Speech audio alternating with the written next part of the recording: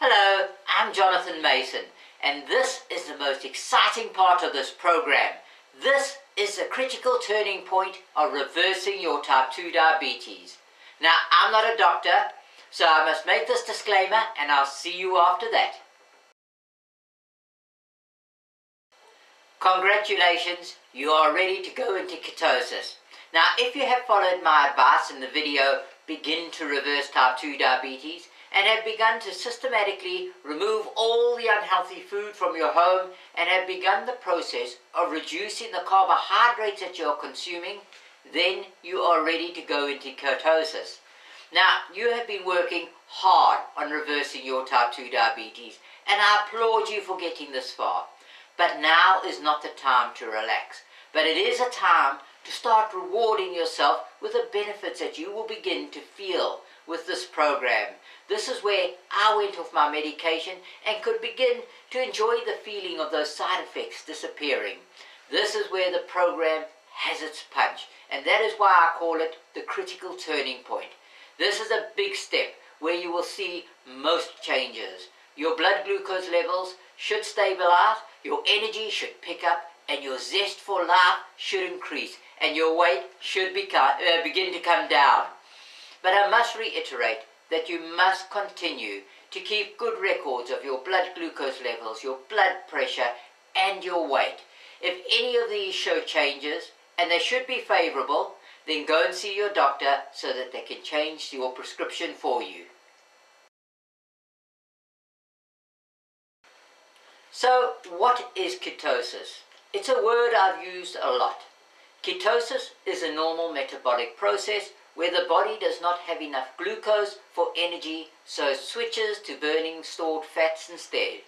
Now, if you remember from my video on understanding diabetes, when you weren't consuming carbohydrates and the body had very few carbohydrates left in the bloodstream, the body would switch to using stored fat. This is the mechanism that ketosis uses, and it works like this.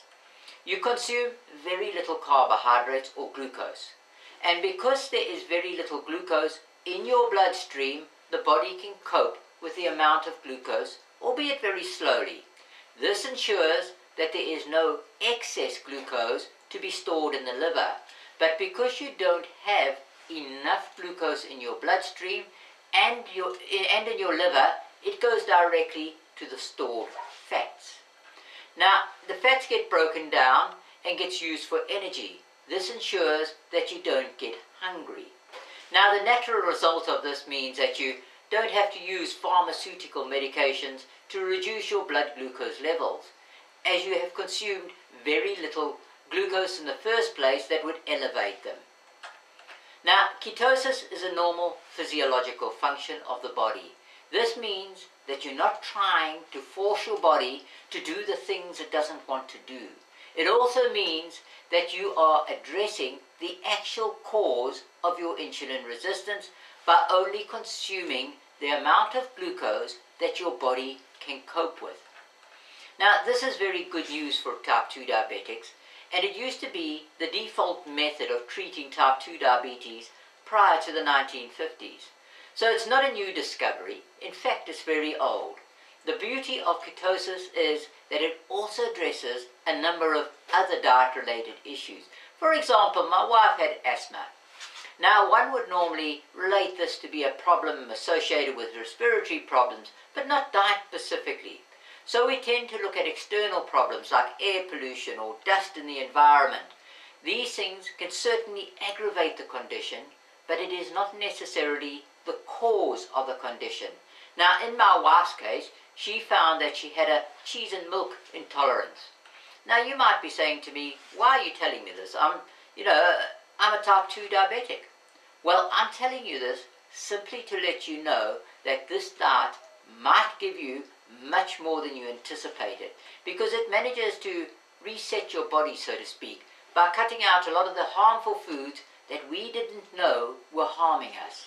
But I will cover this, food addictions and intolerances, in a later video. So being in ketosis brings many benefits. But today I'm speaking specifically about how being in ketosis benefits people like me who have type 2 diabetes. Type 2 diabetes is directly linked to your insulin resistance. See my video Understanding Diabetes. The link is in the description box below. Now, because diabetes is directly linked to your insulin resistance, ketosis offers a way that will lessen the demand on your body to make use of the insulin. By this I mean the body will now go directly to the protein and fats that you are consuming. This means that there is no demand for the body to utilize large quantities of insulin, as there's not much glucose in the body to transfer into the cells. Now, this does a number of things for you. It reduces the energy demands on your body in trying to assimilate food that it cannot. This releases your body to address other needs that it may have. Because it is taking energy from your fat stores in your body, it causes you to lose weight. Note that this is a natural process, and you do not have to become hungry during this process. And because you are not hungry, the body finds there's no need to accumulate excessive stores of fat. Now, the ketogenic diet is a diet that you can stay on until you've lost all your excess weight.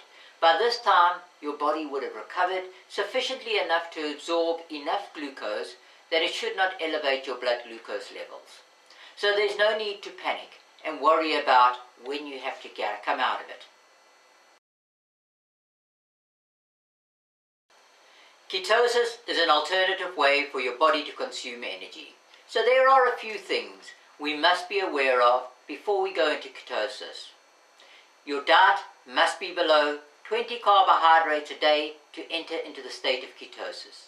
You need to consume some carbohydrates with every meal, as this will prevent your body from becoming too acidic. Carbohydrates sweeten the blood with glucose, so it is very important to consume some carbohydrates whilst you are in ketosis. Do this and you will be safe, as your body does have a fail-safe mechanism to prevent you from becoming too acidic. The other thing is consume a lot of water.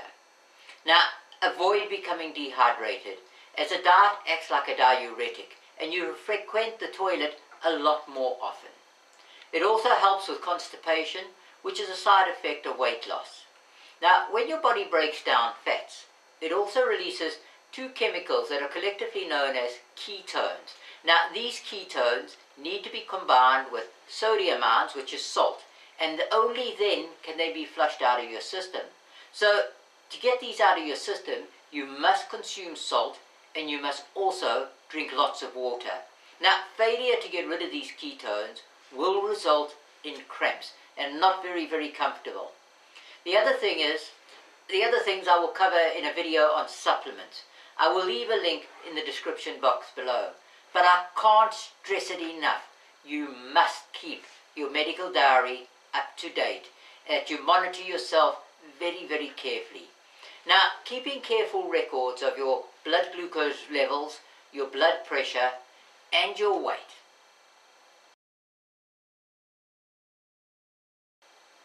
You may be wondering, how on earth can I eat enough food that won't make me hungry when I'm only allowed 20 grams of carbohydrates a day? Well, the answer is quite simple. Consume more proteins and fats. And by proteins, I mean meats. This is a typical plan which I follow. This plan is for meals below 20 carbohydrates per day.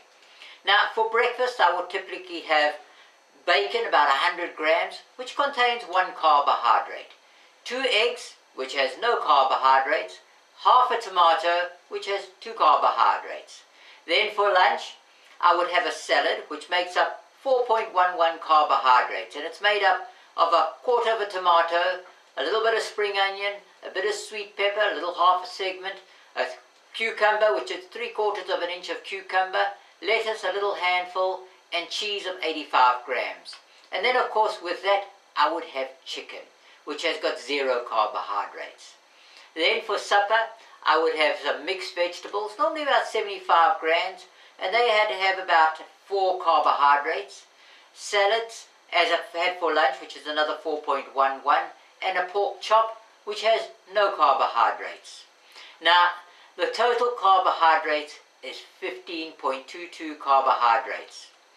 I also drink cocoa. Now, this is not hot chocolate, but plain, simple cocoa that you'll find in the home baking section of most supermarkets, and I sweeten it with stevia.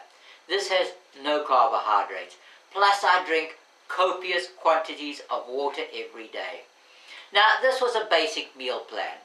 I would vary it with different meats using different types of vegetables. I would also obviously use different cooking methods to prepare my food, as so to not make them so boring. But I do keep the salad pretty much the same. But I do add spinach to the salad when it is ready and out of the garden. You will lose weight while you're in ketosis. How fast will depend upon your resistance to weight loss. This is normally dependent on your metabolic rate. But be patient, as a lower rate of weight loss normally means a much more stable weight once you are down to your ideal weight. The weight loss will assist you in being able to manage your blood glucose levels a lot better, as your weight does affect your insulin resistance. Now, when you're in a state of ketosis, your glucose levels will be very good. Losing your weight will enable you to control your blood glucose levels a lot more easily. When looking at your carbohydrates, it's important to know that not all carbohydrates are the same, and this is especially true for various types of grains and fibrous foods like nuts, etc.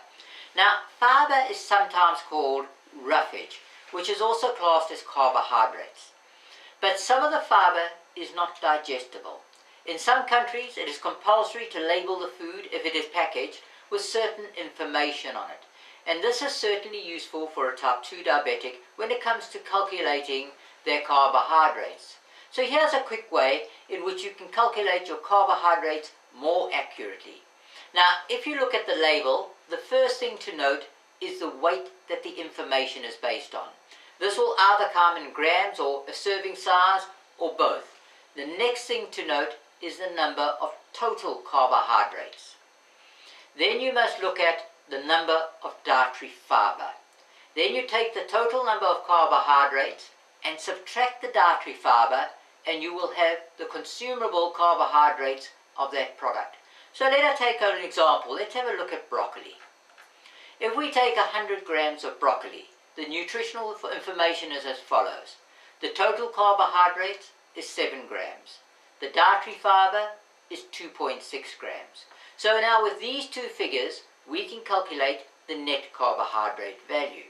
That is 7 grams minus the 2.6 grams, that will equal 4.4 grams. This will be the number of carbohydrates that you will be consuming if you eat 100 grams of broccoli. If you're not too sure of what the values are, then I would suggest that you err on the side of caution and take the total carbohydrate value as your figure you use in your calculations. Now, for nutritional information, Google has a number of good sites where this nutritional information is freely available.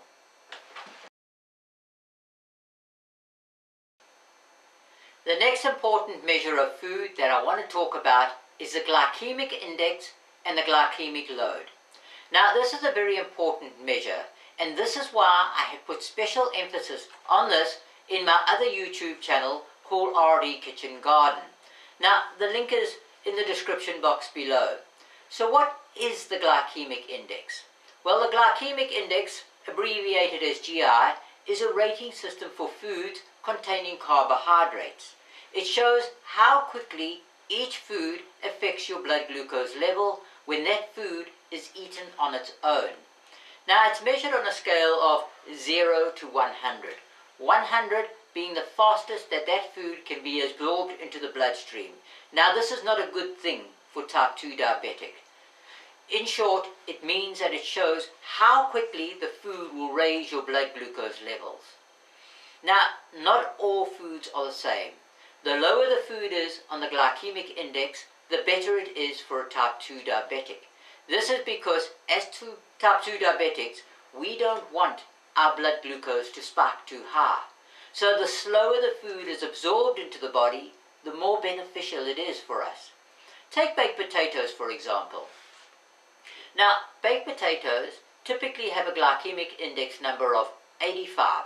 For one medium potato, that's 173 grams, and has a net carbohydrates of 33 grams.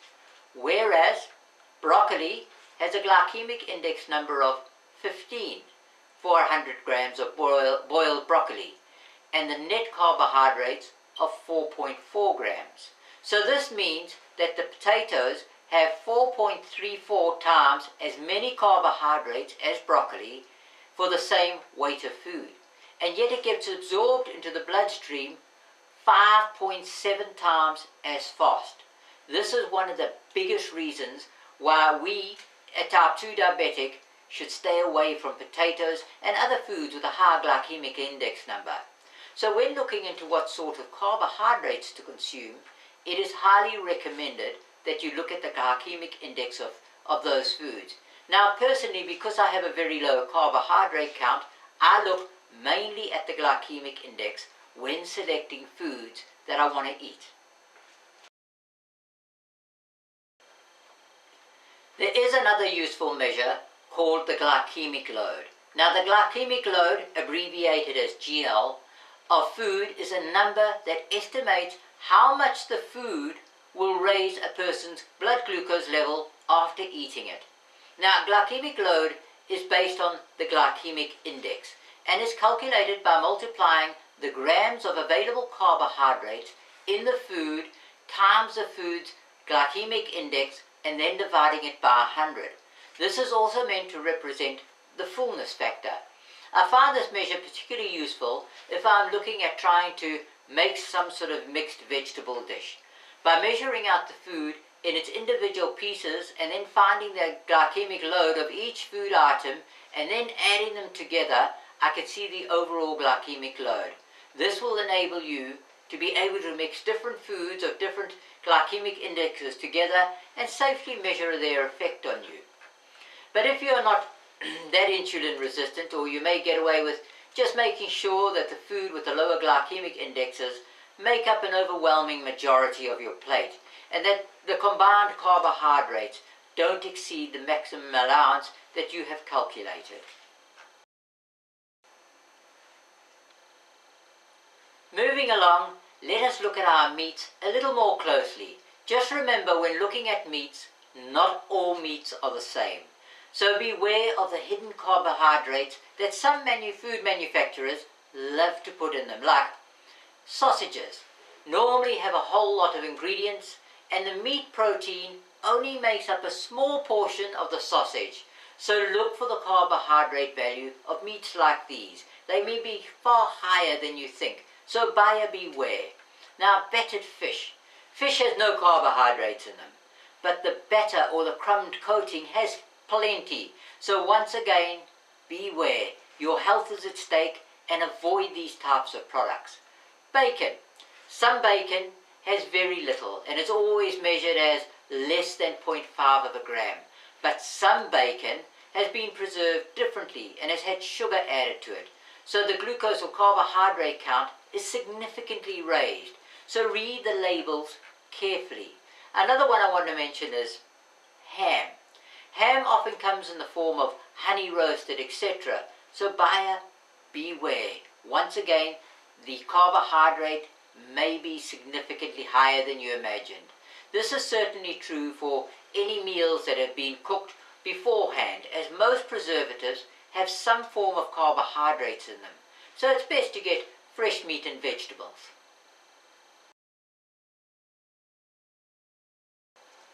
Type 2 diabetes is a very serious disease, and it's not to be taken lightly.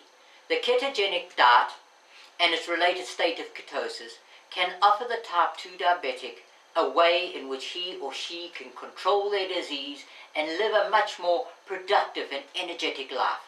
The benefits that flow from this can be overwhelming. The dreams that your body convinced you that were impossible for you, that you were too sick and you didn't have the strength or the vitality of youth, these dreams and hopes will come back to you. Once again, you will feel the surge and the urgency of your youth. But now you will have the wisdom of years to your advantage. It is because of this that I want you to be diligent in choosing your food. I have tried to convey to you that your food, or a lot of food, has hidden carbohydrates. So stand guard over yourself and don't let these harmful foods that come disguised as tasty treats ruin your health and your future. I can say this because it happened to me.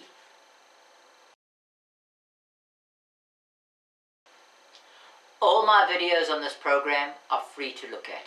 I give you the exact diet plan that I followed and the formula for you to calculate your own meal plans. I also give you information on how to go into your diet safely and how to avoid some of the experiences I had and how to come out of it safely. There's also advice on how to manage your diet and accordingly your diabetes once you have stabilized. I give you advice on what to look for as you grow older and maintain your self-rewarding health. Now, reward yourself with good health and change your lifestyle like I did. Enjoy the vitality and experience the joy of living life. Now, in my next video, Critical Turning Point, Supplements, this is where we look at supplements and why we need them. I share with you the supplements that I believe are essential for a type 2 diabetic, especially when you're in a state of ketosis. Now, this will empower you to make the best out of your successes thus far. So please join me in my next video, Critical Turning Point, Supplements. If you would like to help me reverse type 2 diabetes around the world, then please like, subscribe and share these videos.